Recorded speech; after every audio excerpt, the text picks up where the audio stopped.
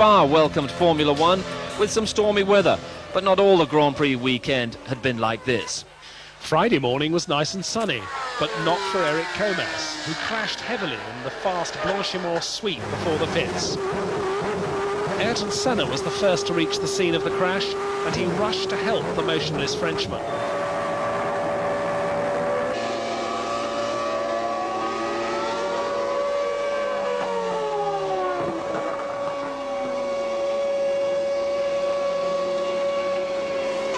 Fortunately, Comas suffered only concussion and bruising, but he would take no further part in the Belgian Grand Prix.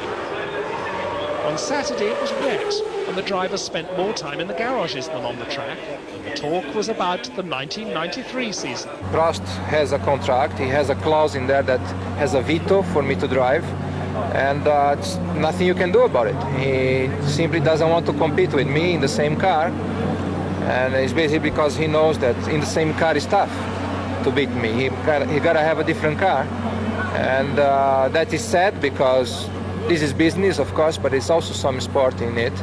And considering that Williams is well ahead, technically speaking, than anybody else, it means that at the moment I have no alternative to compete with them, with Prost, with another car.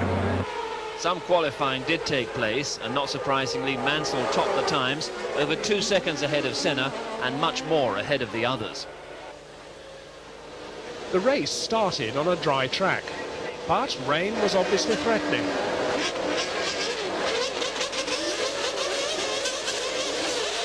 At the green light, Mansell led Senna away. But further down the grid, the man who wasn't moving was Gerhard Berger. He never managed to move his clutchless McLaren from the line.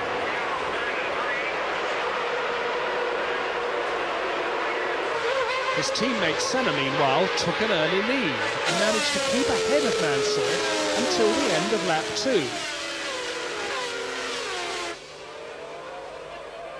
But then Nigel lined up behind Senna and bravely dived inside him at the entry to Blanchimont and took the lead.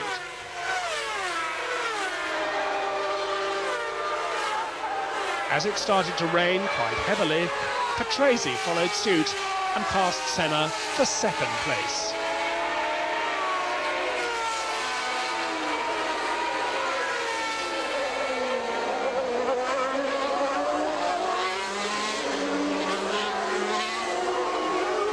On the very next lap, the leaders were into the pits to change tyres, bringing chaos to the lap charts. More and more of them came in, but Senna stayed out. Then he too had to change cars and dropped to 12th place, and as the rain stopped and the track started to dry, Schumacher had a quick off, damaging his tyres in the process. He decided to change them for dry ones. It was a momentous decision.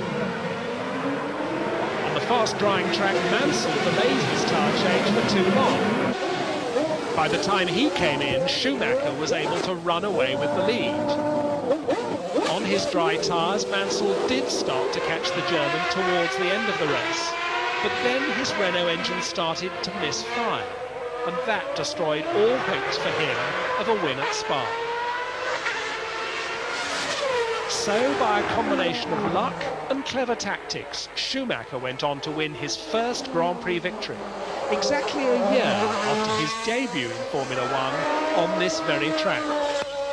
He became the first German to win a Grand Prix since Jochen Mass in Spain 17 years before. The Benetton team had scored their first win for more than a year.